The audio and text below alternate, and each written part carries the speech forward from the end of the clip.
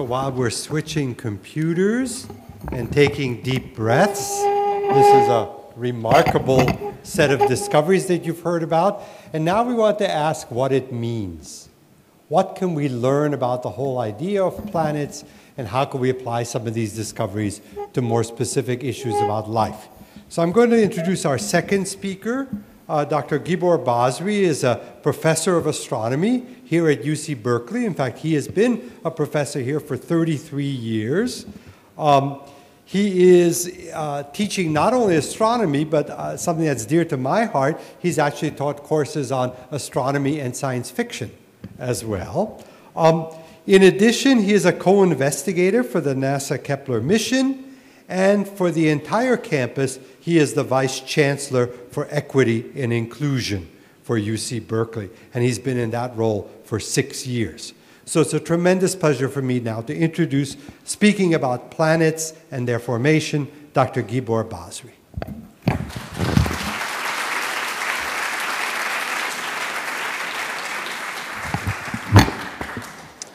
Welcome, everyone. So I'm going to try to cut this short so that we catch up a little bit on time, and at the end of the talk is probably the part you're waiting for the most. So I'm going to go kind of quickly. I apologize for that.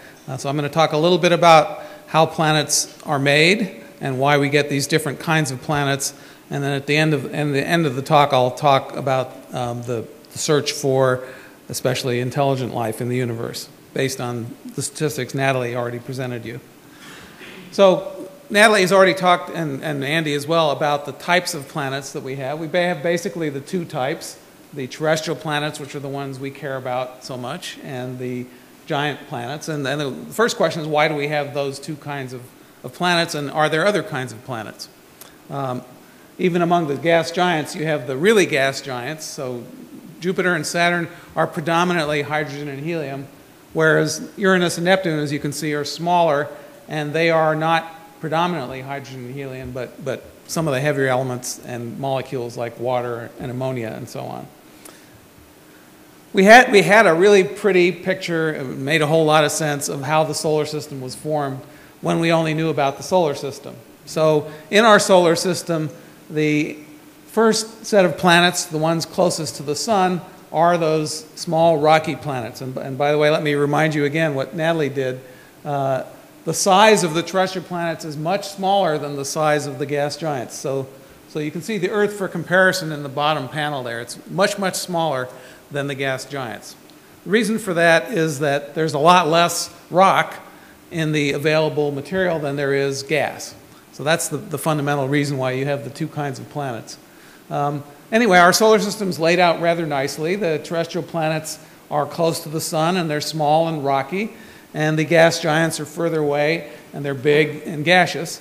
And we had a very nice story about that, which was you have this disk of gas and dust around the sun, and what we found even before we found planets is that when you make a star, you almost always have a disk of gas and dust around it.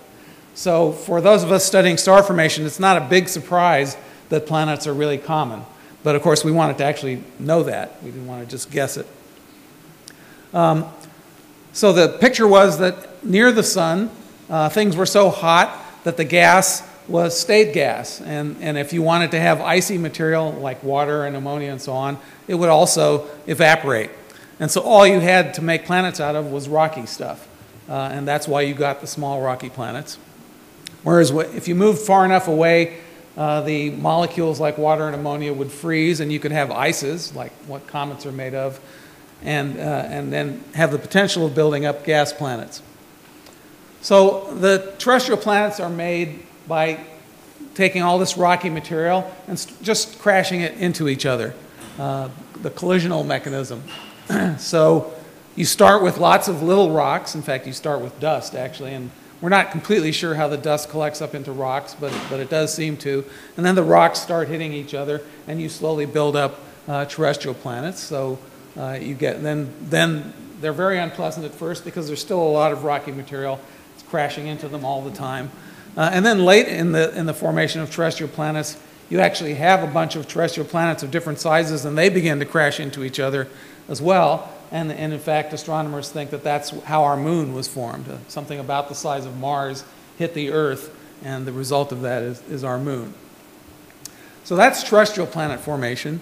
Gas giant formation goes a little differently, and it has to happen early enough in the disk when there's lots of gas still around. We also know, as we study these disks, they only last about 10 million years when the star is first forming, and then the gas dissipates. So if you're going to build gas giants, you better do it fast. So in the upper panel there is a computer simulation of a gas giant forming. This is just a small section of the disk. And in fact, as you form the planet, it opens up a gap in the disk. However, gas is able to stream in from both sides, spiral around, and get onto the gas planet. And on the lower right, I sort of show how this works. So you start with a terrestrial planet. You build that up. And then if you can get it to be about 10 Earth masses, so sort of beyond the super-Earth, about up to the size of Neptune or so, then it'll start attracting the main gas from the disk. So on the bottom there, you can see this first rise of the mass of the planet happens fairly quickly. The collisions build it up. But then it's kind of stuck.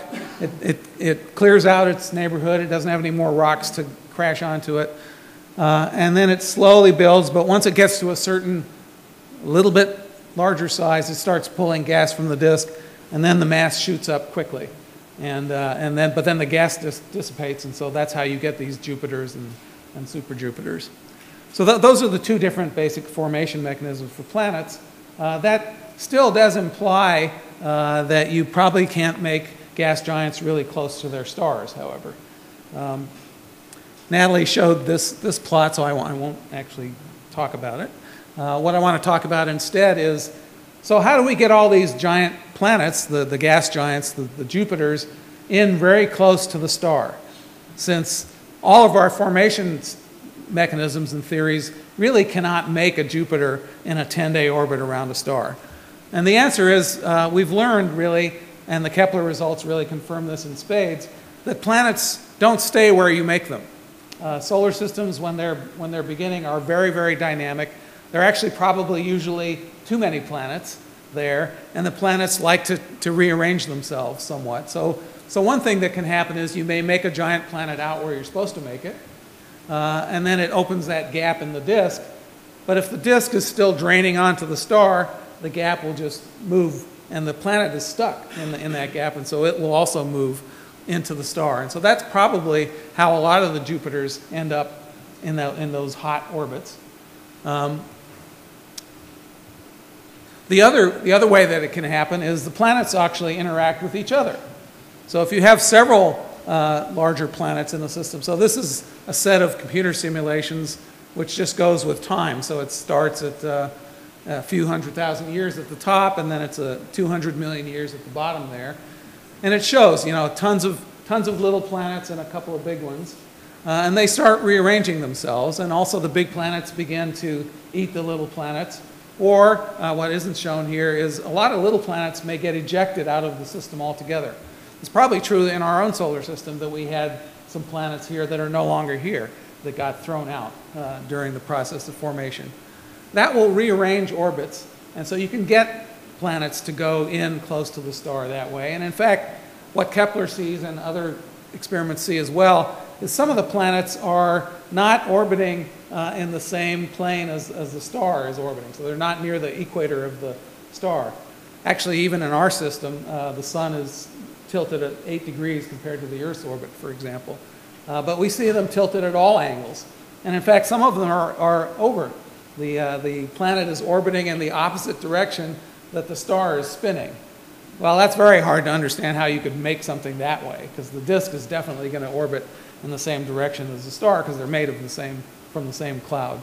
So what happened is the orbit of the planet actually flipped over later due to interactions with other planets. Well, Natalie also showed you this plot, so I won't talk about it, but the takeaway point here is that actually it's smaller planets that are common. And if you think about how I said you make planets, that kind of makes sense. You really have to build up to Neptune first before you can make Jupiter. in this classic picture of planet formation. So it's not surprising that there are a lot more Neptunes than there are Jupiters. But of course, you have to build up through an Earth on the way to a Neptune, too. So it's also really, I think, not surprising that there are a lot of small planets out there as well. And Kepler is beginning to, give us the empirical data on that. Natalie mentioned briefly that we can now go a little beyond that. So for the planets which transit, which also you can measure the wobble for the star, then you can get the mass of the planet as well as its size, and that gives you its density. And so I show you what the density of low-mass planets looks like. There's a very nice, easy relationship between the size of the planet and the mass of the planet. And all the terrestrial planets kind of fit on that line on the left there. And then as you go up into the gas giants, they kind of move to instead of the light blue line, they kind of move up to the dark blue line up there. So Jupiter and Saturn are at the top.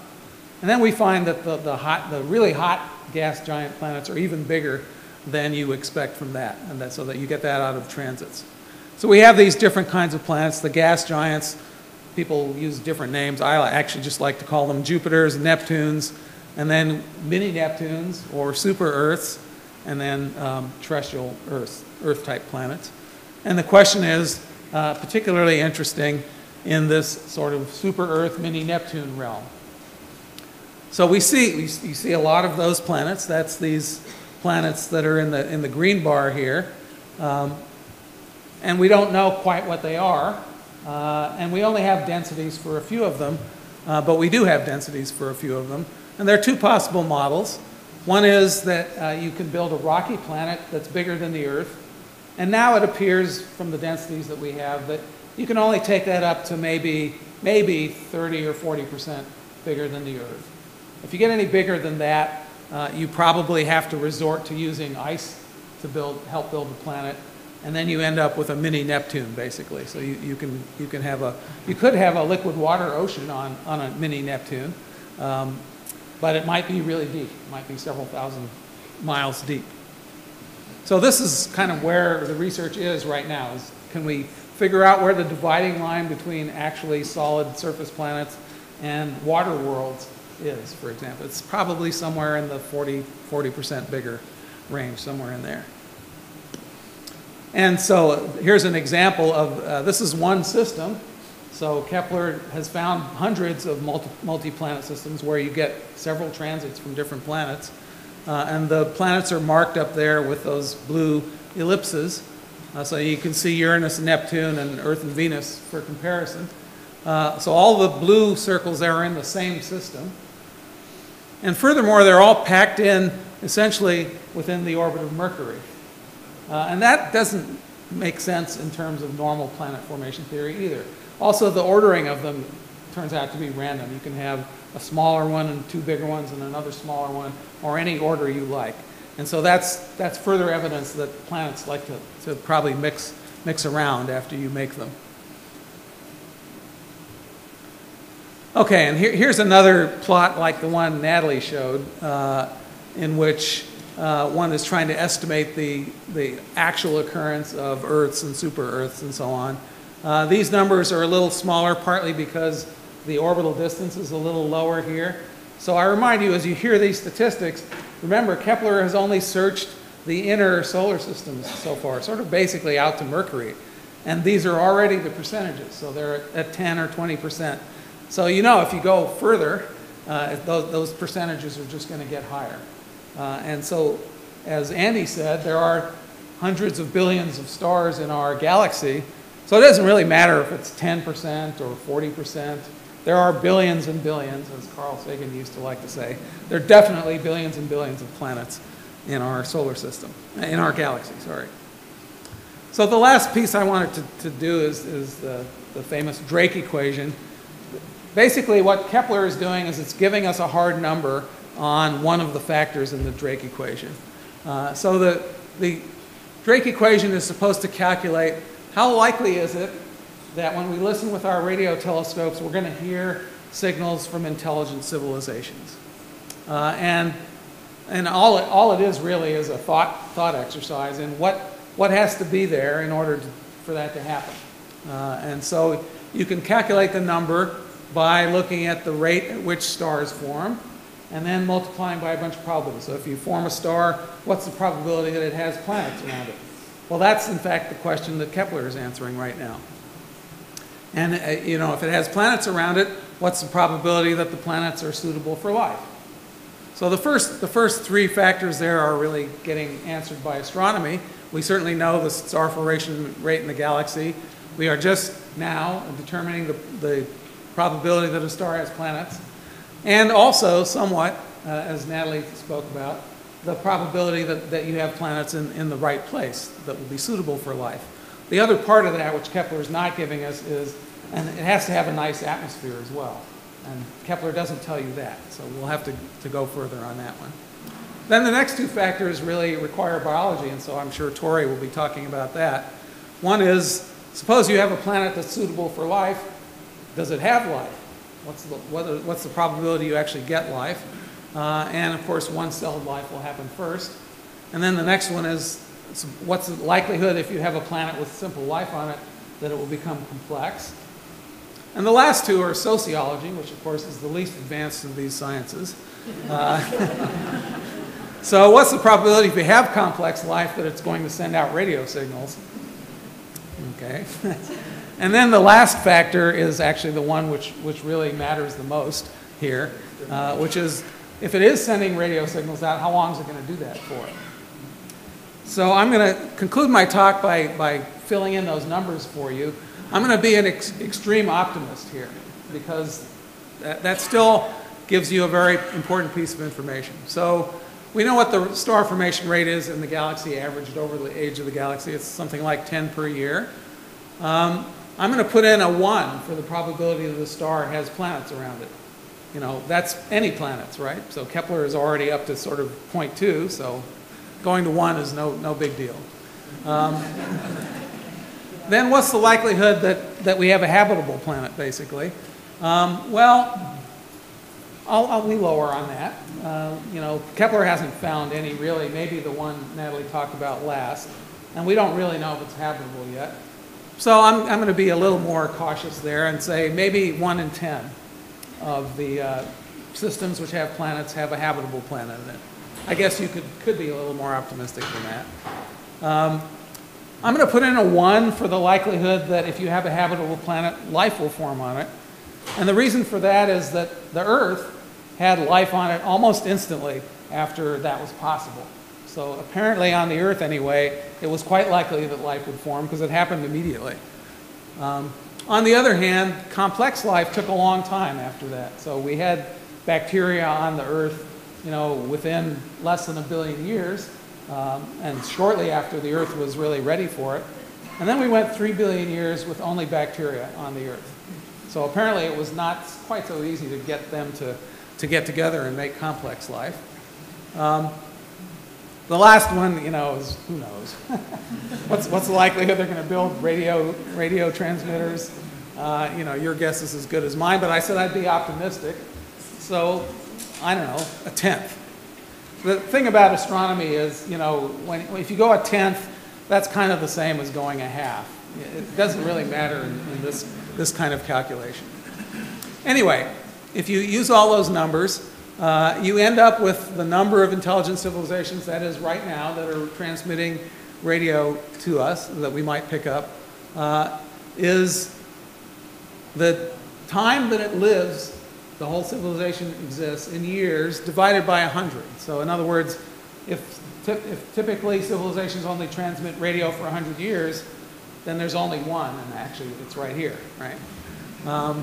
You know, if they transmit radio for 1,000 years, typically, then there might be 10. Okay, the problem is that, fine, so maybe there's somebody out there if technical civilizations last for a few thousand years. Now remember, the Earth has only been a radio transmitting planet for about 100 years. So if we wipe ourselves out in the next 100 or 200 years, and that's typical, then we're probably the only civilization in the galaxy right now, despite all those planets, right? And I've been very optimistic about everything else. So really it's up to us and intelligent civilizations in general once they've got the technology to transmit radio, they probably quickly develop the technology to wipe themselves out. And they need to not do that. Well, the galaxy is a very big place, as Andy told you. So, you know, if there are only 10 in the galaxy right now, the nearest one is tens of thousands of light years away from here. So that's not that interesting.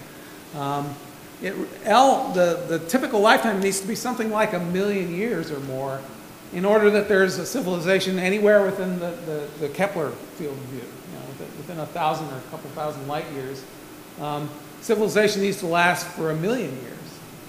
Well, the human species has only lasted for a couple million years, so that's a much stronger criterion there.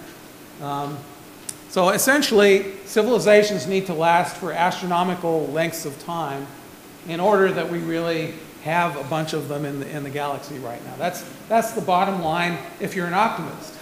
Okay? If you're a pessimist, I can easily reduce these numbers down to negligible. And we could conclude that despite all of these planets, we're the only intelligent civilization around. I have one modification to the Drake equation that I want to end with, which is there's another possibility, which is that civilizations become immortal. So, you know, if we all survive the next couple hundred years and then we turn ourselves into cyborgs and, you know, back ourselves up and have replaceable parts and so on, we might not ever die after that as a civilization. So you really ought to add to this the number of immortal civilizations in the galaxy, which should be a steadily increasing number. And so I don't know what that number is. I certainly have no idea. But if there are a lot of them, then you run into another problem, which I don't have time to talk about, which is then why aren't they here, basically? Yeah, right. And that is definitely some people's answer to that paradox. So I'll let you think about that. We have time in the panel to talk about it. And thank you. So now for our final speaker of the trio, we're going to look at the broader question of life out there. And it's my pleasure to introduce Torrey Haller, who is a research scientist in the Space Sciences and Astrobiology Division at NASA Ames in Mountain View. His specialty is the chemistry and biology of life, and that's what we want to talk about.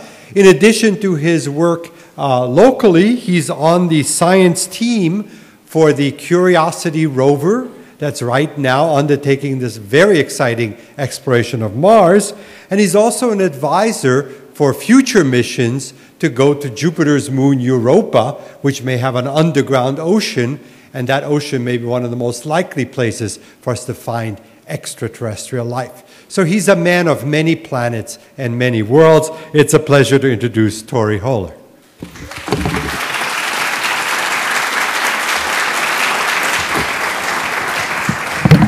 Thank you. Let me start with the somewhat embarrassing admission that I am not an astronomer. It's okay, I've come to terms with it. I'm still a good person. I'm actually a chemist who mostly studies microbiology. But the reason for being here as part of this conversation tonight is that I think the sciences of astronomy and biology are converging, and ultimately one will have to come to bear on the other. And what I wanted to talk to you tonight about is how do we take these next steps? So how do we take what Natalie and Gibor are doing for us with the Kepler mission and make the next steps on the path toward understanding whether in fact we are alone or have neighbors in the universe.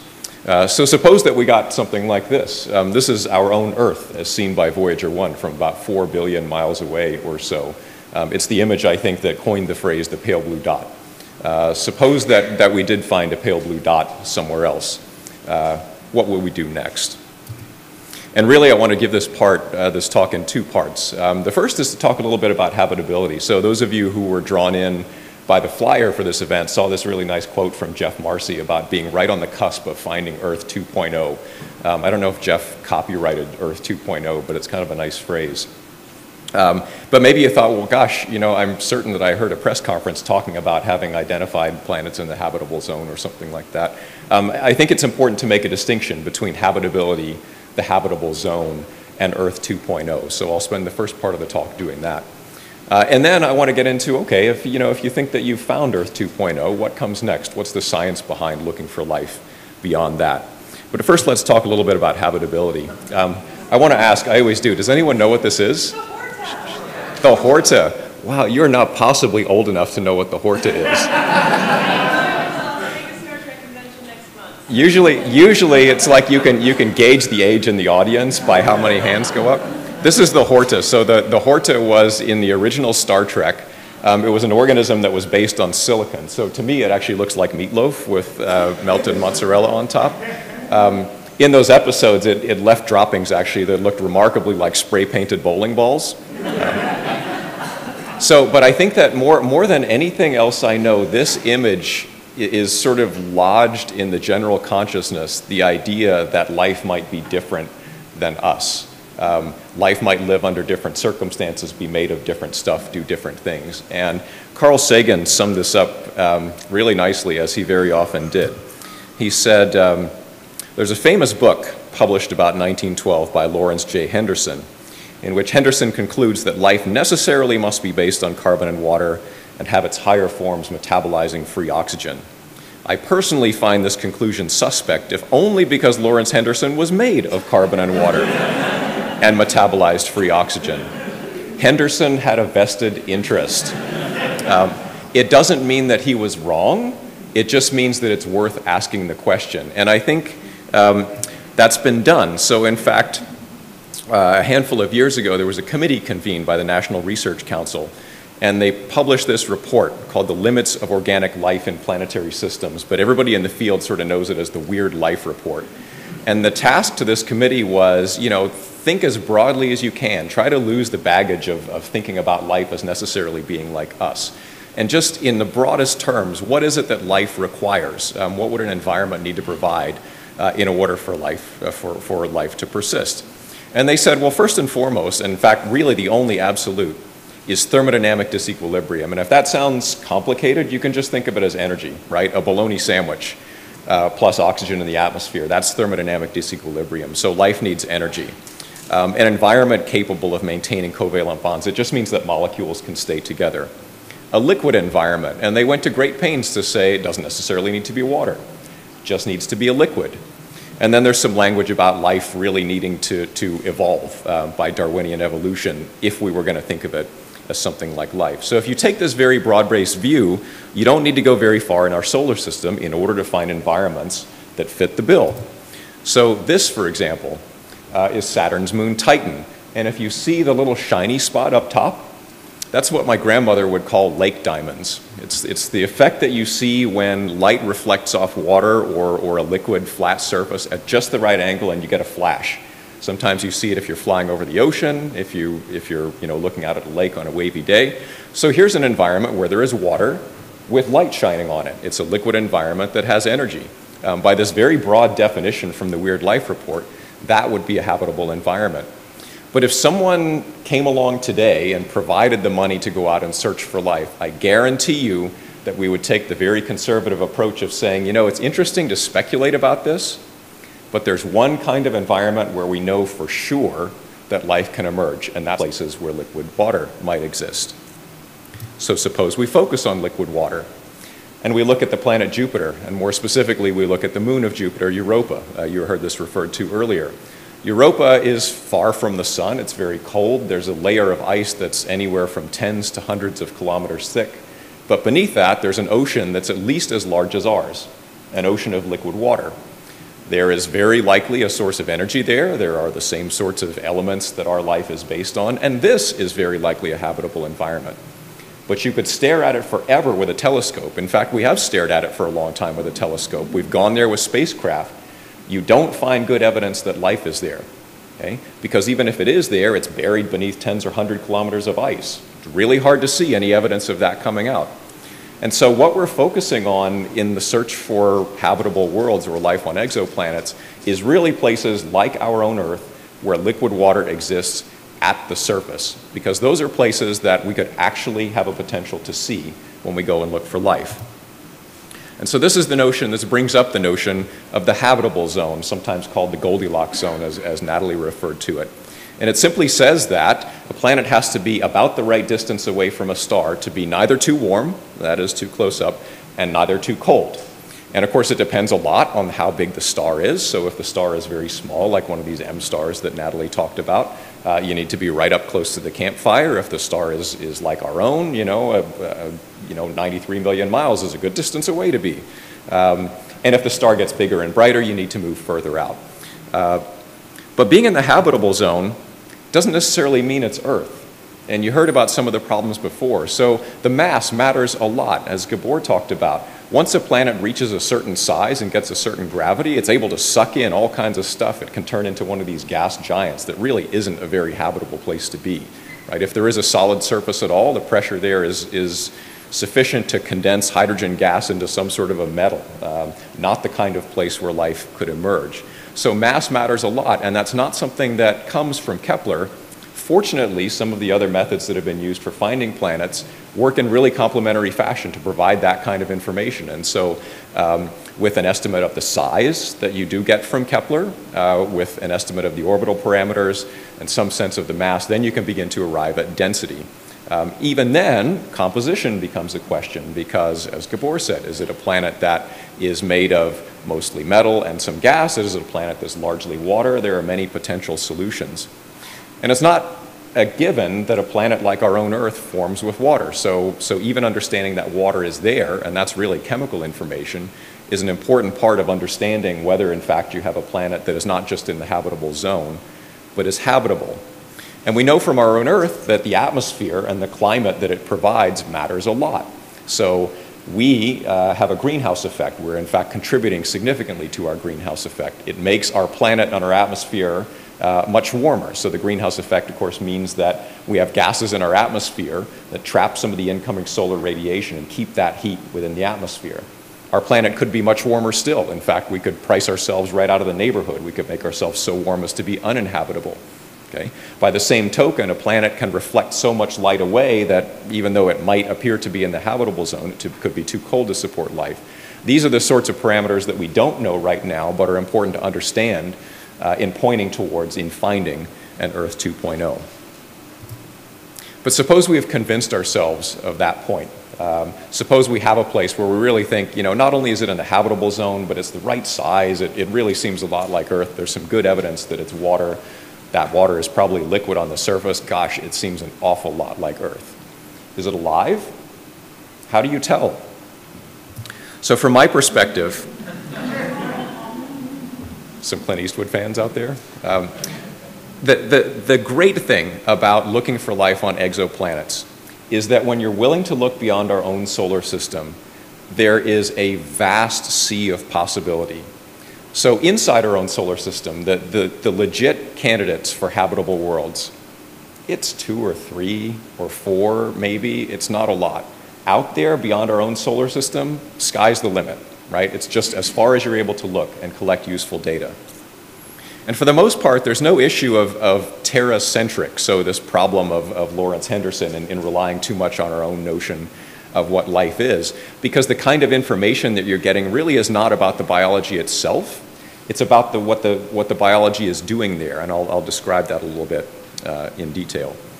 The bad part is when you look further, you see less. So if you can go and visit, as we are on Mars right now, you can pick rocks up, you can look at them, you can analyze the chemistry in great detail, you can see big complicated molecules that carry a lot of information about their origins, including biological origins potentially. When you look far away and all you get is the light from a telescope, which is not nothing, right? There's still a good bit of information there to be had. You're seeing less information, right? It's more difficult to make a very distinctive choice or statement about there being life there. And the kind of ugly thing that's not talked about so often is that this is technologically challenging, right? So when I first got to Ames about 15 years ago, all the stuff that I'm going to talk about here, the notions about how to find life on an extrasolar planet, were being discussed then, and it was sort of understood how to do it. And I saw a first couple of sort of basic talks, and I thought, wow, why don't we go out and do this tomorrow? I mean, these guys know what they're doing, we're all set. And then I started to dig into the details a little bit, and I found out this is not an easy problem.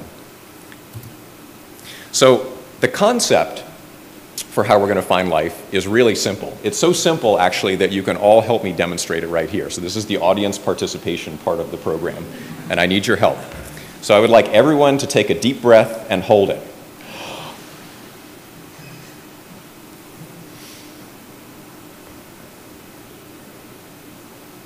Okay. All right, several important things just happened. The most important thing is that an entire auditorium full of people was waiting in literal breathless anticipation of what I was going to say next. It's a little ego boost that I like to give myself now and then. But the other thing that happened is that when you did that, you changed the chemistry of your environment. You breathed in air that contained a certain amount of oxygen. You used some of it to metabolize whatever you ate for dinner. And when you breathed out, there was less oxygen and more carbon dioxide. Maybe there was also some methane, a little bit of hydrogen. If you had garlic for dinner, there were some sulfur compounds in there. But you changed the chemistry of the world around you. And you did so in ways that alter the planet's reflected or emitted light, and light is what we see through a telescope. So it may sound odd to think that you can see chemistry with light, but it happens all the time. You look at this platform over here, and it looks green to you. And the reason it looks green is because the more or less white light that comes from here goes there, it interacts with the material, some of it is absorbed, the rest bounces to your eye, and what you've seen is the result of the interaction of that chemistry with the light that hit it, and subsequently reflected to your eye. The planets in our solar system, when you look up into the sky, Mars looks a little bit reddish. Saturn looks a little bit yellow. If you could see Neptune, it would look a lovely deep blue. All of these are the results of light interacting with the chemistry of that planet. So it's something that we can hope to see with a telescope. What you did when you metabolized was to exploit an energy source that would be a useful energy source for life anywhere. It's simple chemistry. Doesn't depend whether I'm made of carbon or silicon or anything else. Any life form could catalyze that chemistry, and I could hope to see the results of it. So it's really non-specific to biology. Unfortunately, from the perspective of finding life, what you did was modestly boring. I don't mean to make you feel bad, but in chemical terms, that's something that would have happened whether you were there or not. But that's not true for all life. And you may be thinking, you know, I'm not very big in comparison to the whole atmosphere. I breathed in, you know, I took a gallon of air into my lungs and I breathed out and I changed things just a tiny bit. Okay? Louis Pasteur, who studied microbiology, made this statement a long time ago. The power of the infinitesimal can be infinite. And I think this picture that you see here is a great illustration of this. This is a place in Yellowstone National Park called Roaring Mountain. Roaring Mountain is home to literally trillions of microorganisms that breathe in hydrogen sulfide. If you've ever smelled the sort of rotten egg smell, that's hydrogen sulfide. And they breathe out sulfuric acid. And when they breathe out sulfuric acid, they are literally dissolving the mountain around them. So these microorganisms, which are about 1,000,000 billion times smaller than you, collectively and through time are reducing this mountain to rubble. Okay? It doesn't matter if you're small in comparison to your world. Given enough time and enough of you, you can make a major change. And there is no greater illustration of that in the history of our planet than these microorganisms. These are cyanobacteria. These are the guys who first learned how to do oxygen-producing photosynthesis. They're the inventors. When they started doing this, they set off what, depending on your perspective, is either the greatest ecological catastrophe in history or the innovation that enabled all of us to be here. So we think of ourselves as changing the atmosphere through global warming. So since the dawn of the industrial age, we have changed the amount of CO2 in our atmosphere in absolute terms by about 1/100% or so, that difference in composition. These guys, the cyanobacteria, took a world that was almost completely devoid of oxygen and made an atmosphere that contains 20% oxygen. It's a 2,000 times greater contribution than what all of humanity has been able to do with all the fossil fuel burning that we've done since the dawn of the Industrial Revolution. It's a planetary scale effect that could be seen from far away, as it is in these pictures. So if you look at Venus, which is on the top, Earth in the middle, and Mars down below, what you're seeing here is a spectrum. So a spectrum is just like if you take light and pass it through a prism and you see it resolved into its primary colors. Right? This is a spectrum of light, different wavelengths. You could think of one as being blue, one as being green, one as being orange. And where you see dips in those spectrums, it's kind of like the light bouncing off the platform here. You see it green because part of it has been absorbed. And that tells you something about the chemistry. So Earth, if you look at it, is awfully different than either Venus or Mars.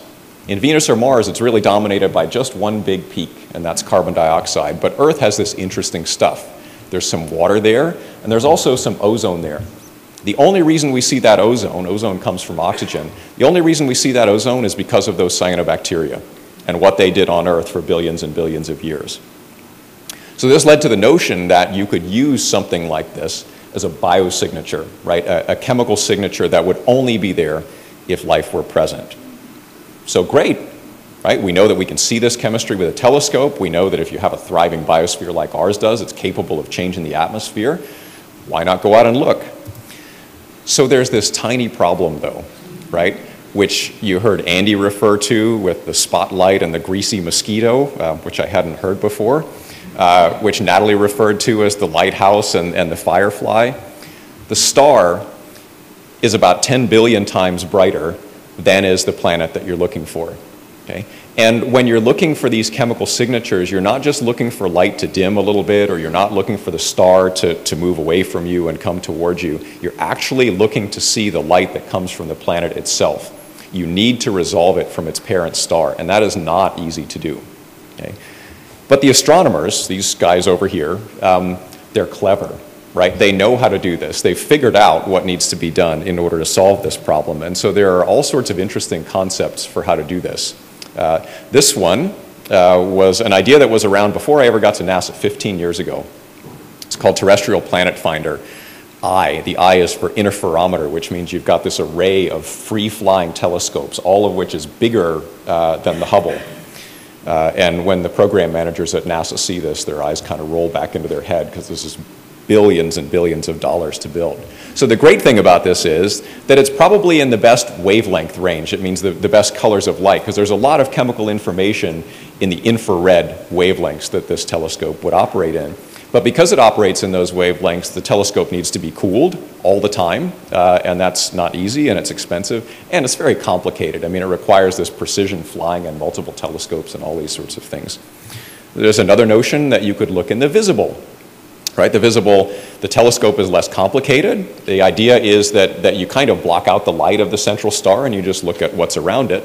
The problem is that in the visible, so in the infrared, the difference between the starlight and the planet light is only about 10 million times. Okay? In the visible, it's about 10 billion times. So your problem is 1,000 times worse in terms of blocking out the light from the central star. So simpler, but a bigger problem to solve. And maybe a little bit less information about the chemistry there. And then one of the coolest ones, I think, and one of the more recent ones, is the idea of an occulter. So you still will block out the light of the central star, but you do it by flying this disk like 50,000 kilometers out from the telescope at just the right spot to block out the light from the central star. And if the math is believed, this technique has real potential to really knock down the light from the central star and let you see the planet for what it is. So I think all of these have potential, but it's worth asking then, suppose that you're able to do one of these things. You better have a gosh darn good idea of what you're looking for, right? What you need to see in terms of chemicals and how much of it you need to see. And so it's worth asking, is oxygen the entire story, right? That's how you would identify our planet as having life on it. But does oxygen necessarily mean that photosynthesis is there? Okay?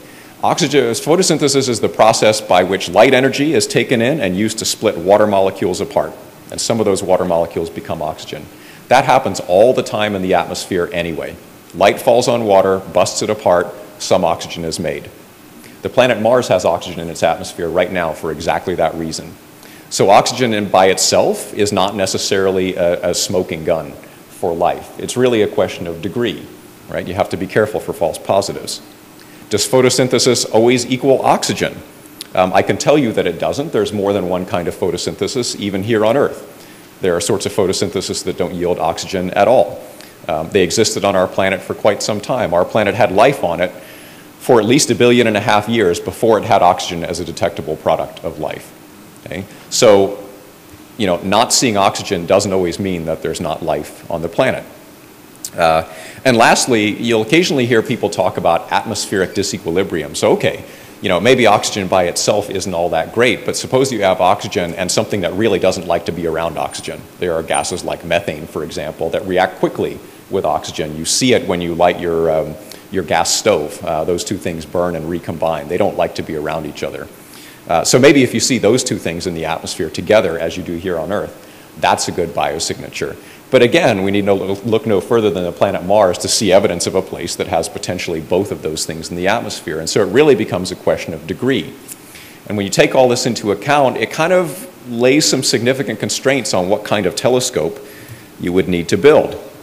So there are some hard choices to be made, right? Because you might say, okay, well, you know, I really don't want to see just oxygen. I'd also like to see methane, and I'd like to see some of the sulfur gases that suggest that people there have been eating garlic for dinner. And, you know, there are all kinds of chemicals that I would like to see, okay? And I would like to be able to look for a long time because maybe there's seasonality there or who knows what. So at its heart, astronomy is about catching photons and sorting them into different bins, okay? And the bins could be about color. Oh, there's a blue photon and there's a red photon. It could be about spatial information. You know, this one came from that point in space and this one came from that point in space. But the problem is, your ability to make accurate measurements really depends on how many photons you're able to collect. And so there's a big trade to be made, okay? You could say, well, I want to make good measurements, I'm going to collect a lot of photons, but then you need a big telescope. And that's expensive. And that's when the program managers start to get all squirrely and sweat a little bit. And so that's a part of the trade that needs to be made. How much are you willing to spend to do this? How big a telescope can you feasibly, practically build?